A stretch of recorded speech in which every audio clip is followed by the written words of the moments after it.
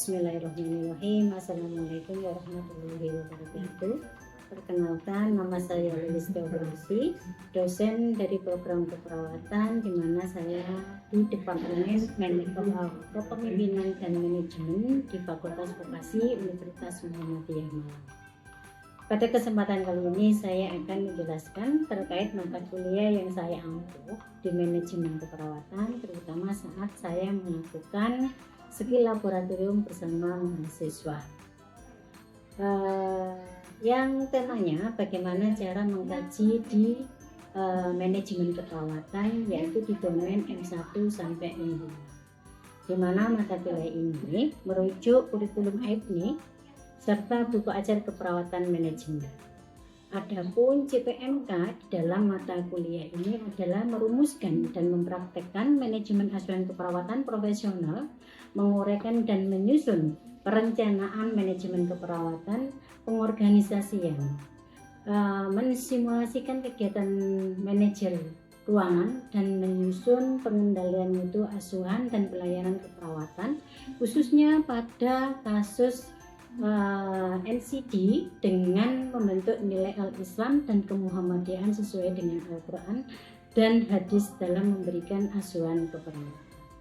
Sub CPMK yang saya berikan pada video yang akan saya berikan ini adalah sub CPMK 1, di mana memahami prinsip dasar kepemimpinan manajemen keperawatan dalam pengorganisasian perencanaan manajemen keperawatan pada kasus NCD sesuai dengan Al-Quran dan hadis.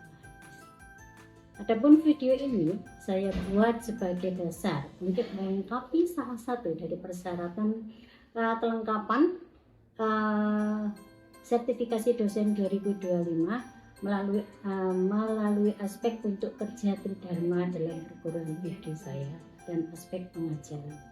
Metode yang saya gunakan dalam mengambil mata kuliah khususnya keperawatan ini dalam manajemen keperawatan ini dengan menerapkan pembelajaran teori dan praktikum yang bersifat PJBL, case study, presentasi, dan pengajaran di kelas, serta adanya ujian UTS UAS serta OSCE untuk melihat kemampuan atau skill dalam mahasiswa melakukan skill laboratorium.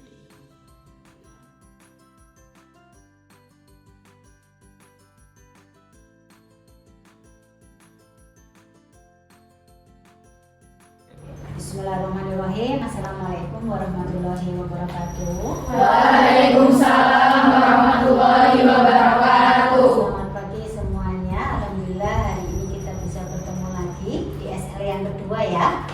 Oke, hari ini Bu Lilis akan menerangkan tentang bagaimana cara mengkaji pada stase manajemen. Nanti kalian akan datang di ruangan-ruangan rumah sakit ya, terutama rumah sakit kita di RSUMM. Nanti kalian akan bermain peran.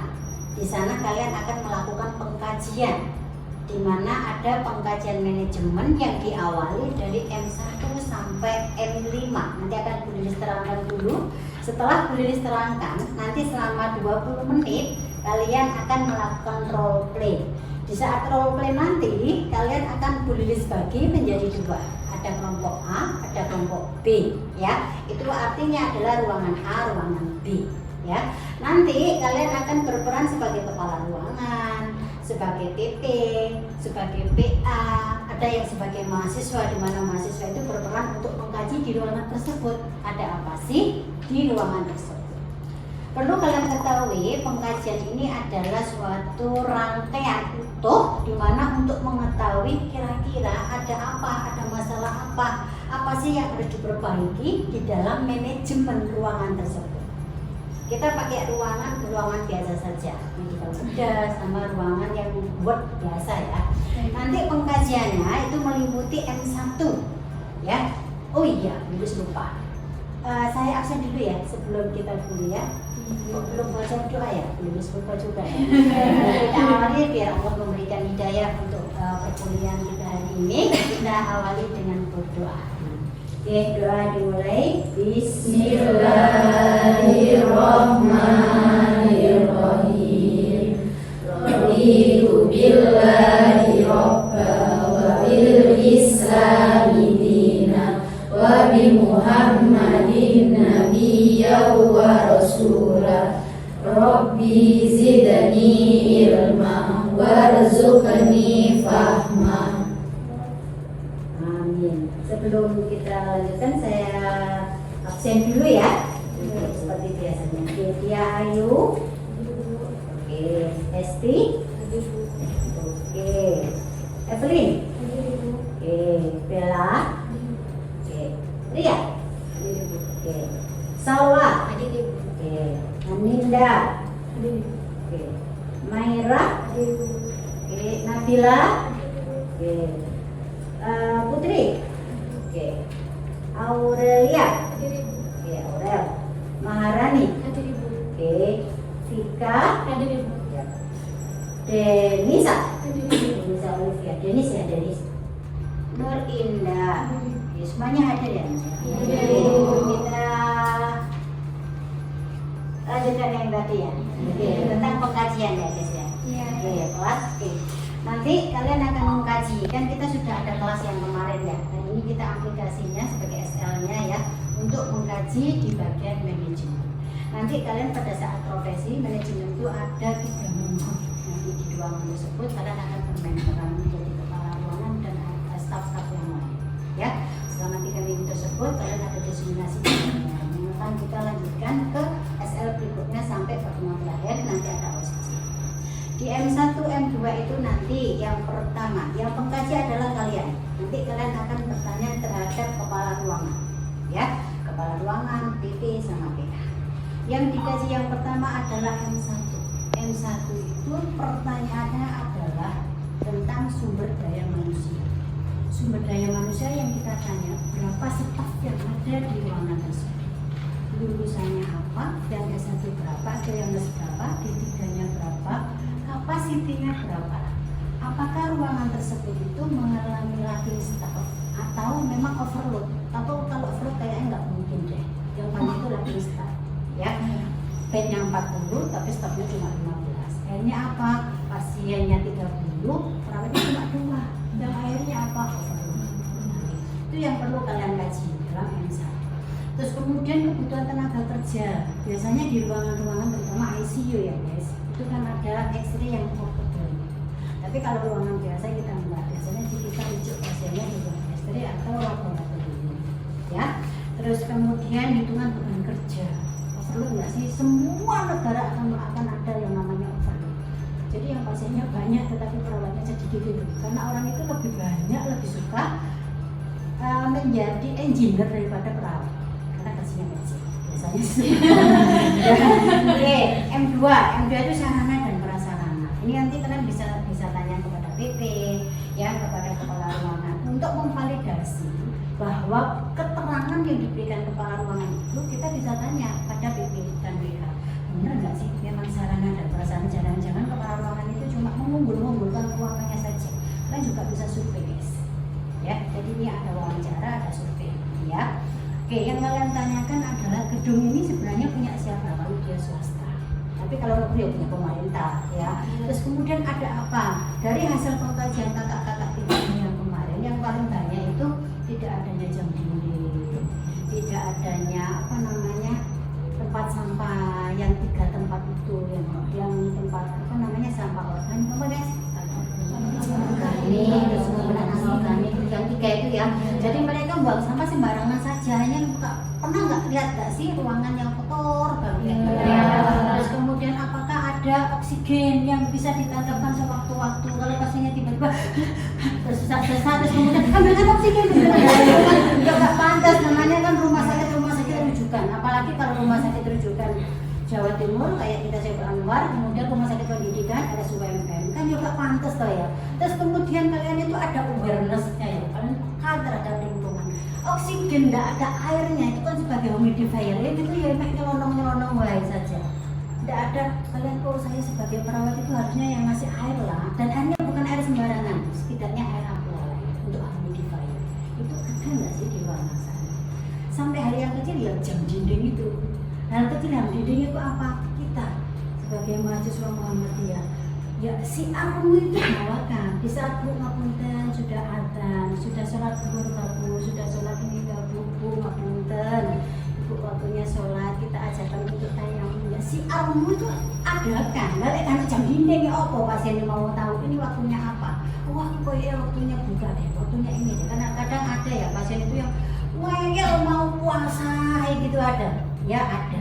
Dan itu jam-jam tertentu itu kadang, oh iya saya harus minum obat. Ya kadang perawat itu juga tiba-tiba ngasih obat di tempat si pasien. Tentunya nggak tahu kapan diminum, gitu ya. Jadi sarana dan prasarana yang di sana itu ada nggak sih? Nggak ada wastafel, nah itu banyak itu. Tapi kalau pada saat kita manajemen kan ya nggak kayak KKN ya, bisa membedakan antara mana KKN mana manajemen, ya. Gitu ya guys. Untuk N3 itu tentang asuhan keperawatan banyak sekali. Rumah sakit terutama rumah sakit kecil itu masih belum menggunakan S3 yang telah diikrarkan oleh BPNI. Jadi beliau itu menggunakan apa ya? Kadang Nanda, kadang Dungus. Kalian kan bukan generasi dan Nanda dan Dungus, ya. Generasi kan apa S3 ya? Iya. Lah beliaunya itu biasanya nggak ini ya campur-campuran gitu. Jadi kadang beliaunya ya menggunakan Nanda dicampur dengan S3, tulis paper base. Ya paper base itu sangat apa ya? Keterusun atau apa? Sangat tidak apa ya? Tidak efisiensi. Banyak dokter itu mengatakan ngapain sih perawat itu kok nulis-nulis terus nyentuh pasiennya lo jarang. Kadang dia cuma gini saja tapi tidak menensi oh panas oh itu jangan dilakukan ya. Kalau bisa ya bagaimana kita dilihat nanti dikaji mereka menggunakan elektrik atau mereka menggunakan paper base ya. Nanti ya pengkajian dan menggunakan apakah sudah menerapkan MAKP. MAKP itu apa sih? Apa ya? Manajemen asuhan keperawatan profesional. Yang dikatakan profesional itu apa sih? Apa ya? Sesuai dengan kaidah. Oke ya. Oke, terus kemudian tentang timbang terima operannya seperti apa? Banyak loh pasien-pasien itu hanya mengatakan pasien B dengan diagnosa CA gitu ya, besok puasa, cuma gitu saja. Yang namanya operan itu harusnya diagnosa yang telah kita berikan kepada pasien tersebut. Hari ini kita telah melakukan intervensi apa dan implementasi apa. Intervensi yang belum itu yang akan kita operkan ke si berikutnya. Itu yang namanya timbang terima. Apakah perawat-perawat di sana sudah melakukan itu?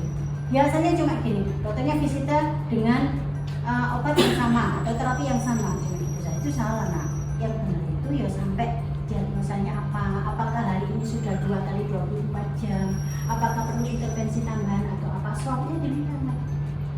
Itu gak apa ya, gak cuma mengatakan bahwa pasiennya besok dioperasi, besok ambil darah, bukan seperti itu, tapi benar-benar kita berikan yang sesuai dengan apa yang telah kita berikan diagnosa kepada pasien. Masih ingat diagnosa keperawatan ya?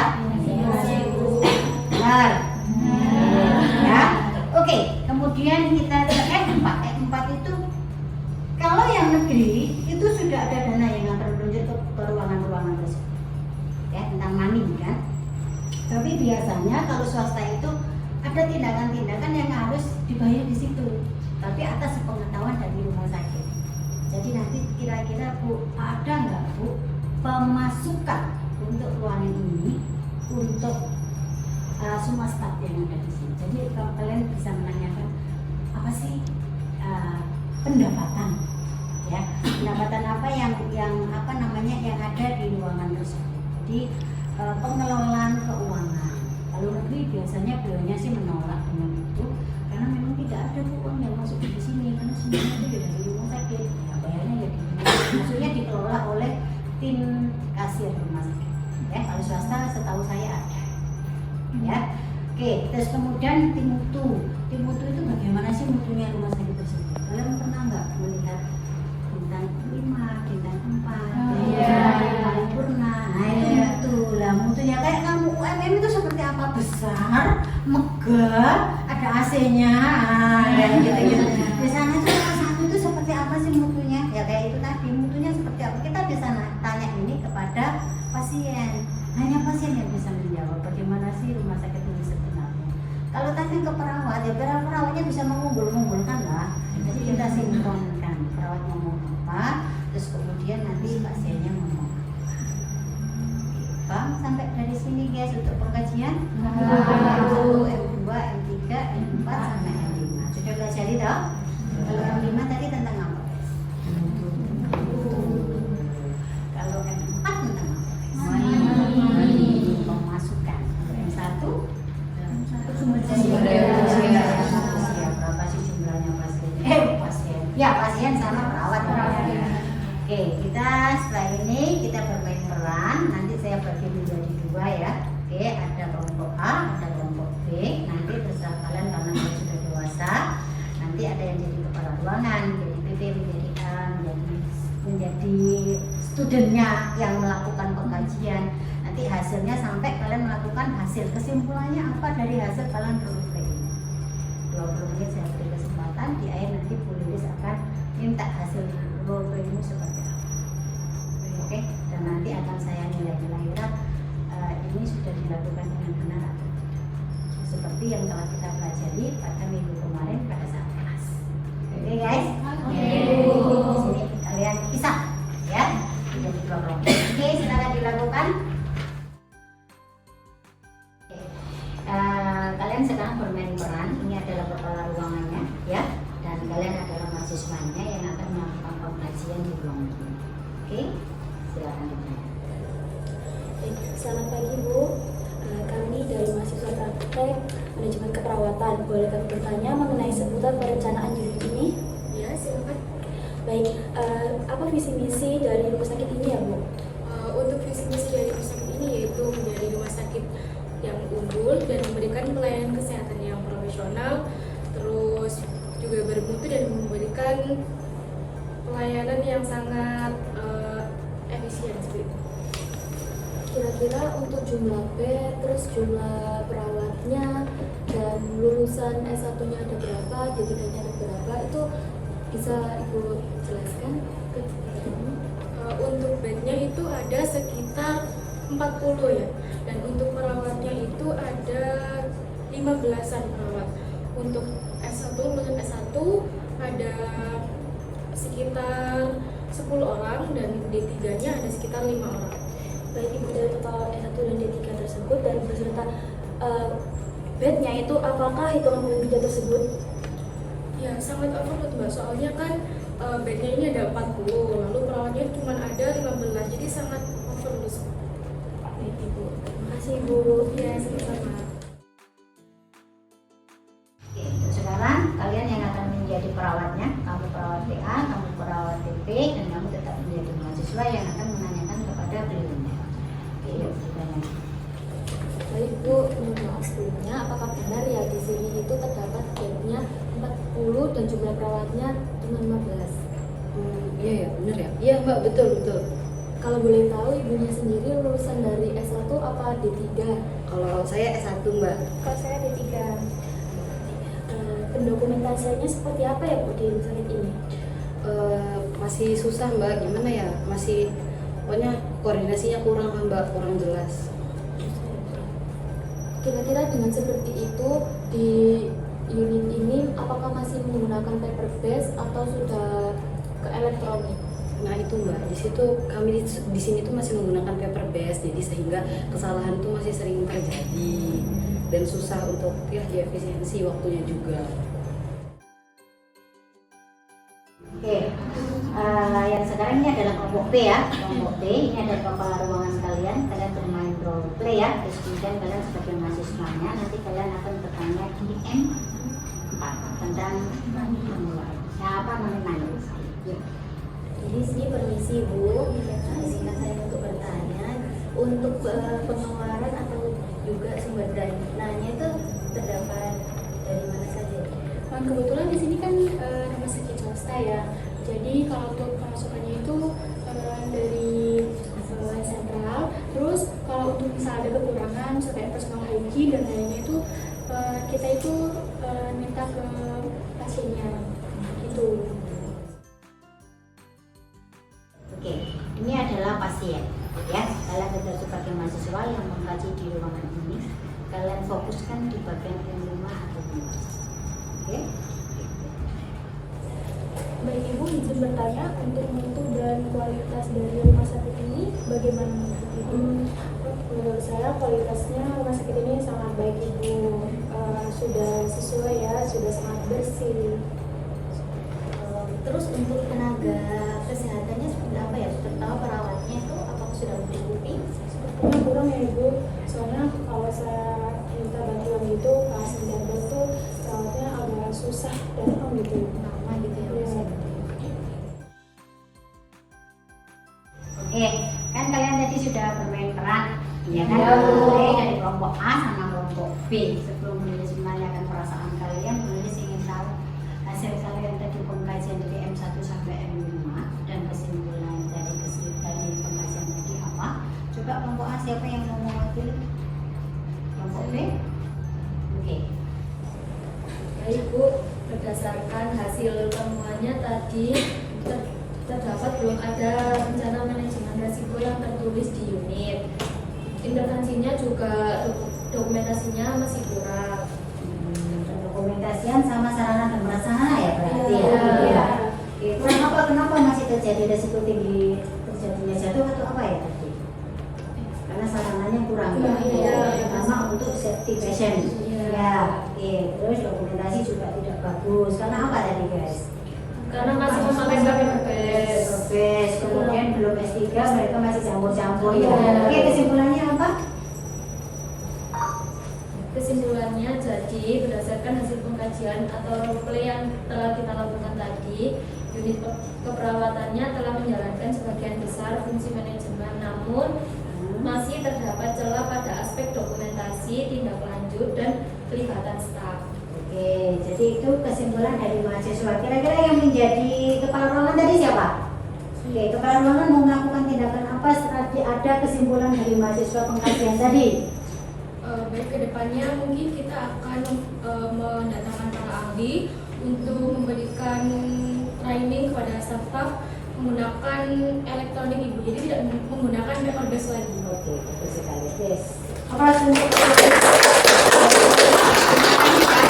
ya, memang tapi masih ada sih beberapa yang kurang. Kalau mau itu mungkin listriknya masih dibayar dari mana? Karena kan swasta itu perlu digali yang banyak lagi. Ya, tapi by the way overall bagus lah.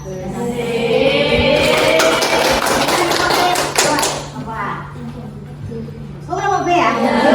Ya. Jadi untuk kesimpulannya tadi, di sini tuh kita mendapati SDM-nya kurang Bu. Jadi untuk stafnya di sini kurang. Tapi untuk manajemen keseluruhannya sudah bagus karena sudah menggunakan sistem digital. Itu keluhan dari pasien tadi apa, Pak? Dari pasien tadi itu stafnya Iya, kurang, stafnya perawatan kurang, tetap. kalau dipanggil masih agak lama Iya. gitu ya, karena tidak matching antara staf yang ada sama bor yang ada.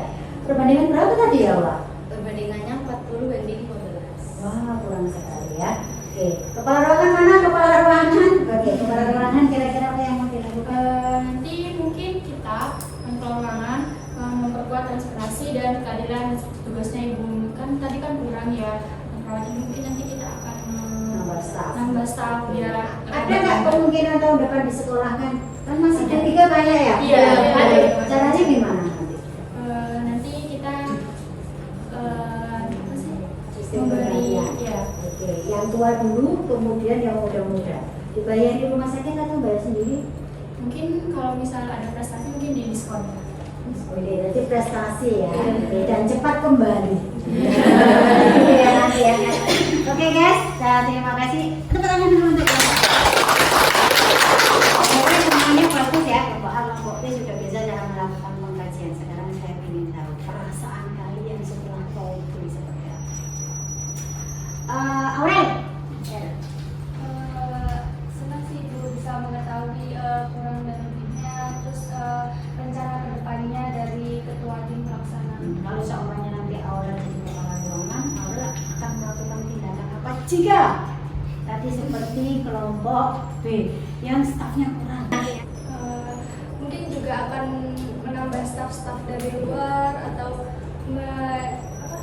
Sekolah harus sekolah lagi ya gitu. tidak berhentiannya di situ. Iya. Satu lagi. Oke, ayo. Aurel. Apa ya Bu? Nah, kira-kira bagaimana sih perasaanmu setelah melakukan tindakan itu? Saya senang sih Ibu bisa jadi pasien, jadi bisa ditanya-tanya sama. Pernah kamu masuk rumah sakit? Ya belum Ibu, tapi ya ini kan tadi kan kayak ya sebatas ditanya-tanya aja Ibu. Jadi nanti kalau ditanya sama perawatnya, jadi saya bisa tahu jawabannya. Kalau kamu soalnya jadi perawat yang overload tadi loh, apa yang akan kamu lakukan? Mengeluh atau kamu keluar dari rumah sakit? Mungkin bakal sedikit mengeluh ya. Mengeluh saja, tapi nggak keluar. Ya insya Allah enggak. Masih suka nggak sama keperawatan? Ya. Ya, ini sesungguhnya keperawatan ya seperti ini, overload di mana-mana overload, tetapi kalau kita sama-sama memperjuangkan profesi kita. Oke guys, karena memang sudah waktunya kita sudah 70 menit dan itu sudah terbatas, tapi by the way, good job untuk kalian semua ya. Pokoknya kalau sebelum kalian melakukan SL, malamnya dibaca dulu ya, supaya ilmunya baru. Nah, yuk kita baca tokoh majelis yuk sama-sama. Subhanallahumma wa bihamdika asyhadu an la ilaha illa anta astaghfiruka wa atubu ilaik. Oke, semoga ilmunya barokah. Amin. Wabillahi taufiq wal hidayah. Wassalamualaikum warahmatullahi wabarakatuh. Waalaikumsalam warahmatullahi wabarakatuh. Terima kasih semuanya. Terima kasih Bu. Demikian tadi cuplikan dari video pembelajaran terutama praktikum manajemen keperawatan yang saya ampu di program studi ilmu keperawatan Universitas Muhammadiyah Malang.